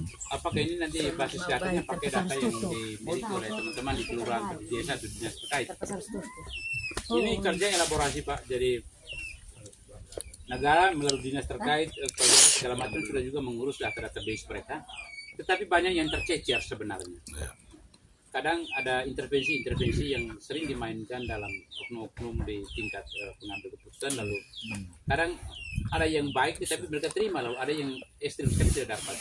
Program ini sasaran tembaknya untuk kelompok-kelompok intermarginal yang tidak dapat itu. Sehingga diharapkan memang dia menggunakan survei independen murni relawan punya survei. Jadi relawan itu mensurvei calon itu tidak bisa diintervensi oleh presiden sekalipun, dan presiden menjamin itu. Karena presiden dan kementerian terkait sudah punya satu program juga mensurvei orang-orang yang susah. Tapi dalam mensurvei lagi ini kita yang sifatnya koordinasi saja Bapak. Sifatnya koordinasi karena ini gerakan kemanusiaan murni. Lalu coba mau menggerakkan sektor swasta, mau menunjukkan kepada negara bahwa selain negara dibangun oleh pemerintah sebagai pelayan publik, birokrasi, sebenarnya swasta, rakyat juga, yang pensiunan juga masih bisa berdedikasi dengan cara mereka. Yang dibutuhkan hanya modal saja. Ketika ada budget, alirannya pas sesuai dengan Pancasila dan koridor kita, maka ini harus digerakkan kembali untuk menolong negara. Negara-negara maju itu selain pemerintah, swasta juga sangat kuat. Karena itu ada ruang demokrasi, ruang penghargaan bagi mereka untuk mengakselerasi sebuah kebijakan. Nah hari ini, makanya di Ngada misalnya itu Pak, kami tidak melapor diri sebenarnya, tapi Bupati malah yang mengundang. Karena Bupati mengerti konteks akselerasi pembangunan. Bisa dijalankan oleh pemerintah, bisa dijalankan oleh budaya, oleh agama, juga bisa dijalankan oleh tungku relawan. Nah, kolaborasi inilah yang mau kita budayakan di daerah kita. Jangan sampai lalu sedikit-sedikit harus pakai data kepala desa. Gitu. Tidak bisa. Kalau kepala desa dan lurah, ini data kami. Ya terima kasih Pak. Kami juga membuat database kami Pak. Ada nih Pak. Oh yang sebelah ini kan ada yang paling parah Bapak. Ini yang belum dapat. Ini banyak terjadi dalam sistem survei kita. Gitu. Dan juga kita juga mengatensi kepada pemerintah. Karena dari pusat, provinsi, semua tidak ada intervensi terhadap survei data kita. Justru dengan data kita menambah perubahan review statistik Indonesia. Oh ternyata program kementerian itu seperti ini, program dari pendidikan begini, oh ternyata masih parah juga nih. Mereka mendapat database kita juga. Ternyata akhirnya bisa mengakselerasi, itu terintegrasi dengan program pemerintah. Jumlah kemiskinan kemarin misalnya hanya 10, ternyata akselerasi dengan kita jadi 100 Pak. Itu dibutuhkan survei-survei relawan aktivis gerakan independen seperti itu. Sehingga hari ini banyak kades semua bergabung. Kita juga minta Pak pengertian dari mereka. Kita juga minta mereka untuk anak-anak yang penerima sasaran ini tolong jangan dikasih kode sila. Takutnya di negara-negara berkembang tuh Bapak, oh kau kan sudah dapat nih, kau tidak dapat lagi. Nah itu tidak boleh kita harapkan. Tidak boleh dilakukan di negara Indonesia. Iya. Karena apa? Karena yang dia dapat tadi itu dari donatur bos. Ini sama dengan orang Pulau Indah, dia misalnya pengusaha ikan besar, dia punya sendiri nggak ada miskinan, japat ini kan dia menolong orang ini. Uang yang diwakafkan saya bilang ulang-ulang itu, dia sumber swasta bukan sumber APBN dan sumber APBD. Gitu. Takutnya, oh dia itu sudah dapat, ini tidak usah lagi, tidak boleh. Negara tetap punya kewajiban untuk menolong sesuai dengan sasaran bersama. Dia pernah dapat rezeki, yes, tetapi itu dari donatur, dari Pak Soeharto, ready. Ini orang pribadi ke pribadi, bukan atas nama negara, bukan atas nama LSM, tetapi ini juga dibawa oleh relawan. Nah ini mau kita diskusi termasuk dengan kayak PJ di sini. Besok juga saya akan vokal di Bupati Ngada, saya akan bicara banyak terkait dengan konsep pikir kita, mensinkronkan pikiran daerah dan pikiran kita, di mana posisi kita, di mana posisi pemerintah. Kami akan sejajarkan pikiran ini mulai di Bupati Ngada ini besok. Saya menjadi salah satu juru bicara. Selain memperkenalkan diri, kami juga akan memaparkan banyak sekali desain pikir hasil penelitian sementara kami ini mau disampaikan ke teman-teman di pemerintah. Kami akan minta Bupati jalan dari sini ke Kupang lalu ke kementerian cek ini supaya Bapak punya orang-orang di bawah jangan dulu aja kami berdebat. Karena hari ini kami relawan jangan diajak berdebat. Kami diajak untuk kerja dan kerja. Kami diajak untuk mencari tahu orang susah lah segala macam, bikin kelompok rapat online. Ambil uangnya bantu. Jangan Bapak suruh itu pecamat kadis untuk ajak mereka mana surat dokumen. Itu tugasnya Bapak. Selesaikan itu. Pergi ke Jakarta, cek Menteri Investasi, cek Presiden. Pak, ini ada bantuan sosial begini. Maksudnya bagaimana Pak? Di Kementerian Investasi itu ada data itu. Sebagai tamu negara. Sehingga ini mau kita selesaikan di sana. Tetapi kita secara etika sebagai orang Indonesia tidak boleh membuat kegiatan tanpa koordinasi. Makanya di sini kita mengkoordinasikan diri dengan lurah, desa, kecamatan. Nanti kalau Bapak juga sudah siap, Pak beliau juga, Pak penjabat sudah siap, saya juga siap untuk bertemu berdiskusi langsung dengan Pak penjabat Bupati Ende. Juga pada saatnya kami juga ingin punya waktu untuk diskusi dengan Pak Kapolres, Pak Dandim, juga teman-teman di Kejaksaan juga kita akan dibangun silaturahmi, juga dengan pimpinan Dewan. Tetapi terhadap para politisi kami harus ingatkan hari ini ada pilkada sehingga kami mohon untuk tidak ditunggangi. Karena di sini kita mengumpulkan semua kekuatan. Kalau di Ngada situ kan ada paketnya ketua DPR maju dengan Pak Wakil, Bupati maju lagi dengan anggota DPR dari Nasdem, ada lagi DPR Pantu. Kami Semua orang bergabung itu warna merah kuning hijau duduk satu tempat. Urus manusia dulu, belakang kamu urus belakang. Urus manusia yang paling depan. Jadilah relawan kemanusiaan, ada uang bensin, ada uang rokok, ada uang makan semua, ada harapan gaji di depan, baru kamu urus ke paket masing-masing. Siapa yang berkelahi gara-gara paket sini kita pecah satu persatu. Silakan kerja paket manapun pilihan politik, tapi jangan bawa masuk ke dalam skema wadah kemanusiaan ini. Berpolitik boleh, tapi lalu jangan jadikan ini untuk mempolitisasi supaya nanti karena begini-begini tidak. Jadi ini ajakan kita Bapak, jawaban saya yang kurang memuaskan juga mungkin ini. Kalau masih kurang Bapak sampaikan saja supaya di mana yang harus saya juga tanggapi kembali. Terima kasih. Sebelumnya saya dulu. Nah, baik, tadi kita sudah bicara banyak mengenai kewajiban kita. Nah, di sini saya bicara tentang hak. Apakah dalam perjalanan nanti kita dalam perjalanan relawan ini mungkin mendapat kecelakaan atau musibah meninggal dunia dalam misi kemanusiaan ini, apakah perusahaan itu akan memberikan santunan atau asuransi gitu? Itu saya tanya Kakak. Kasih. Oke. Saya langsung kepada pengalaman untuk pertanyaan ini. Awalnya kami tidak tahu karena ini perusahaannya jangan punya anggaran sedikit atau tidak kalau orang meninggal dunia segala macam. Kecelakaan kami belum klaim ya. Tapi kemarin ada almarhum selamat jalan Bapak Mel yang Mesak, mantan Kepala Dinas Koperasi Kabupaten Ngada. Dia bergabung dengan kita baru 6 hari Pak, baru 6 hari. Lalu dia menjalankan satu misi menemani eksekusi program, pulang ke rumah. Dia juga tidak cerita sama istrinya, namanya Bapak membuat kejutan toh. Ini selain urus kemanusiaan juga ada mau bulanan segala macam kan, mungkin ada kejutan untuk mama segala macam tuh. Jadi dia ngebut sendiri di luar, dia mulai kumpul orang sekitar 4-5 orang terkumpul. Baru 6 hari bergabung, dia pergi mandi kamar mandi dan serangan jantung meninggal dunia. Kami mengumumkan itu di grup, dan di grup kita diwawancara, di interview dari Singapura, tanya sudah berapa hari bergabung, kami sekian hari. Sudah bentuk anggota ya sudah, dan baru calon belum juga apa-apa.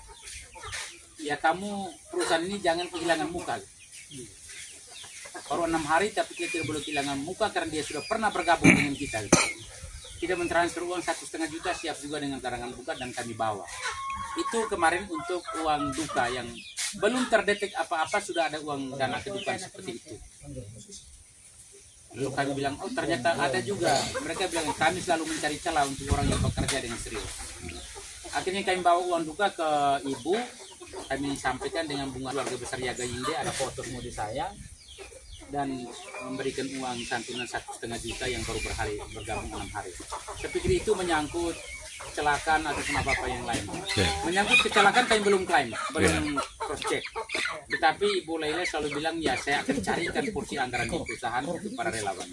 Saya tidak berjanji, tetapi sudah terbukti satu orang meninggal dengan usia kerja yang masih sekian hari, ada santunan 1,5 juta. Seperti itu gambarannya. Terima kasih.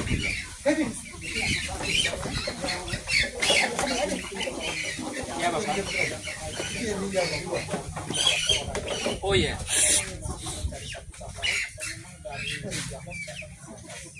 Ya betul. Dari 12 orang itu dengan satu ketua itu syarat perusahaan itu untuk menolong satu anak Pak. Lalu apakah setiap orang itu harus menolong satu anak? Yes. Caranya dengan setiap orang membentuk lagi 12 yang baru dia menolong satu lagi. Jadi setiap orang itu punya hak yang sama untuk menolong satu anak Pak. Itu karena kita masih menerapkan pola turun ke bawah hari ini. Ini belum mau keteteran dengan mengembangkan ke samping. Kita terus gepuk ke arah bawah gitu. Saya minta ND untuk bermain dalam koridor turun ke bawah dulu. Hari ini kalau saya mau, saya punya kewenangan untuk bentuk 12 yang lain. Bentuk mana-mana. Tapi itu kan golnya saya dapat uang saja bawah. Saya tidak memaksimalkan yang struktur ke bawah ini. Kalau hari ini saya mau cetak 4 juta Bapak, saya tinggal cari 12 kelompok lalu saya dapat 40. Nah itu saya tidak mau buat di kabupaten tanah kelahiran saya. Saya mau cetak itu bagaimana maksimalisasi struktur itu betul-betul efektif untuk masyarakat sehingga tidak pecah ke sana kemari. Kalau ada orang saya macam ini hari kan ada teman-teman yang dari Korea, saya tidak tahu nama saudari di sini Pak Tarsus, tahu ya? Dia tugas di Labuan Bajo. Dia telepon saya, tolong ada saudari saya yang PNS. kita rekom dia untuk masuk di salah satu. Cince, ya Siska. Vance punya Iya, dia istri. telepon sini udah Oh, pulang iya. terus. Dia bisa tolong kok bantu itu kepala saya. Iya, ini tinggal nanti begini. Bele, kami panggil Bele itu. Saya Bele kirim nomor itu, lalu saya konsultasi di sini, sisi di salah satu yang ada di bawah. Supaya apa? Struktur itu kami kasih kencang terus ke bawah begini. Tugasnya saya juga menggalang orang untuk masuk dan sisi terus ke bawah supaya ini bisa terisi. Iya. Seperti itu. Nah, menyangkut 5 juta tadi penghasilan kriteria calon relawan. Jadi begini Bu, kalau di NTT itu saya tetap pakai 5 juta berarti tidak ada yang layak gitu. Yang layak sedikit pendapatan per kapita. Jadi kami mendesain itu, yang kami minta tolong kerjain sendiri. Tolong aktif di HP, aktif di grup, aktif di Android. Karena apa? Jujur 5 juta itu kami desain nanti. Kami desain ulang. Misalnya Bapak ini kami akan desain lagi di dalam grup. Kami itu tolong dibantu keaktifan sendiri. Kita akan atur alurnya, tolong ini jawab begini, jawab aktif di WA. Gunakan kantor itu online. Kami akan taruh pengusaha ayam. Pengusaha ini dengan pendapatan 6 juta. Kita akan coba desain itu. Supaya bisa tolong orang masuk di situ. Kalau saya kaku pada aturan itu pasal 5 juta ke atas pendapatan, hari ini belum sampai 20 orang pengurus. Nah, ini upaya kami secara sosial untuk bagaimana bisa mendaratkan program dan melibatkan banyak orang berpartisipasi dalam program ini. Saya pikir begitu. Baik, terima kasih. Yang pertama, perkenalkan nama saya. Terakhir, masuk apa? Saya seorang ibu rumah tangga. Yang pertama, saya tertarik sekali dengan misi sosial ini. Kebetulan ponakan saya informasi, saya yang bagus juga. Jadi, saya sudah banyak dapat penjelasan maupun informasi yang penting. Yang saya perlu tambahan lagi, mungkin ketika Ini kita mau jalan ini jam 3 mau jalan sudah ini. terus dalam perjalanan anak ini kan dari usia SD 6 tahun sampai 12. Belum ini. Perjalanan tiba-tiba anak ini misalnya ada sesuatu meninggal atau sesuatu, nah kita 12 ini gimana berhenti apakah lanjut. Cari kan juga Terus yang kedua, itu sudah ini. kalau saya menyimak dari tadi penjelasannya, saya rasa semua ini belum terlalu paham. Cara kerjanya, sistemnya paling yang penting karena tidak semua orang tuh ngerti tentang IT, bahkan buka HP itu paling main FB saja, kan segala macam. Jadi mungkin perlu saya informasikan karena kegiatan kita yang serba sibuk, waktu kadang mau ngumpul kayak kemarin kita jam 3, kadang kita lewat sampai sekian karena ya banyak kesibukan. Semua orang tuh punya niat untuk misi kemanusiaan. Cuma waktu kalau boleh, saran saya mungkin bisa kita meeting tuh secara online. Kayak saya punya tim itu 12 orang. Mungkin Pak punya waktu terlalu panjang, bisakah kita meeting, saya kumpul di mana pun berbeda tempat, meeting gitu, kita secara online. Jadi materi tentang ini kita ini setelah 12 orang bisa kita secara online gitu. Itu saja Pak. Pertama untuk anak dunia jelasnya ada uang juga, tapi kelompoknya jalan terus. Nah, karena dia punya tanggungan untuk anak-anak yang lain yang masih hidup. Dia tetap bekerja sesuai dengan skemanya. Jadi tidak membatasi itu. Yang berikut menyangkut meeting online itu juga sebenarnya sudah kami jalankan meeting online itu. Hari ini makanya diminta setiap kelompok segera mengkondisikan grup WhatsApp itu. Grup WA disesuaikan semua, ditinjau semua. Karena pada saatnya nanti juga bisa yang mau kita pakai salah satu standar itu meeting online. Supaya di situ kita bisa bicara walaupun saya ada di Nageteo, Tarbika, tapi bisa memberikan materi bantu untuk teman-teman di sini ketika bertemu. Harapannya seperti itu, termasuk Zoom meeting. Jadi beberapa agenda itu meeting online pakai WA, tiap grup itu. Dan berikut juga ada kampanye akbar tuh, memang ada kampanye kemanusiaan. Hanya ini diminta setelah mungkin sekitar 10-20 kelompok terbentuk dan diskusi anak itu, baru perusahaan meninjau kembali untuk melakukan kampanye akbar. Targetnya di lapangan pers, tapi kampanye kemanusiaan. Kita mendudukkan kembali angkatan-angkatan perdana dari berbagai ranking segala macam itu, lalu itu kita pasti mengundang. Itu agenda yang berikutnya. Visinya ke sana, mengundang TNI, Polri segala macam pemimpin daerah untuk duduk bersama situ. Apakah itu ada budget nanti kita bahas berikutnya. Kalaupun ada budget, saya pastikan transparan, saya umumkan di grup. Jadi seperti itu, karena misi kemanusiaan dan transparansi dan anti korupsi.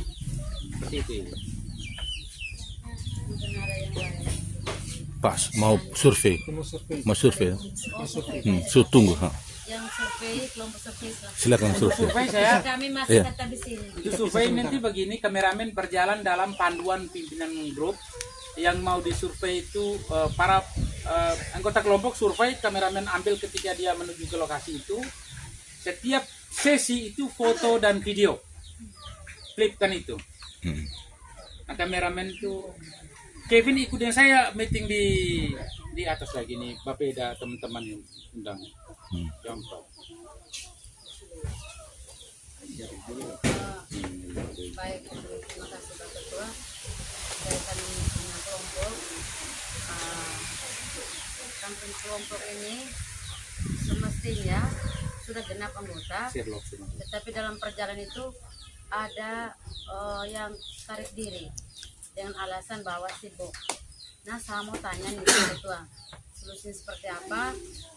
Memang kemarin itu kita survei ini, kita punya semua administrasi sudah lengkap dan sudah di meja ketua, bahkan tinggal hari hanya kita mau eksekusi nih. Nah, dengan 2 orang anggota relawan ini bagaimana ini solusinya? Sementara kami sebentar malam ini kita harus wawancara dengan yang ada di Singapura, Mbak Lela. Ini bagaimana Pak Ketua? Saya minta solusinya. Tarik diri ya? Iya.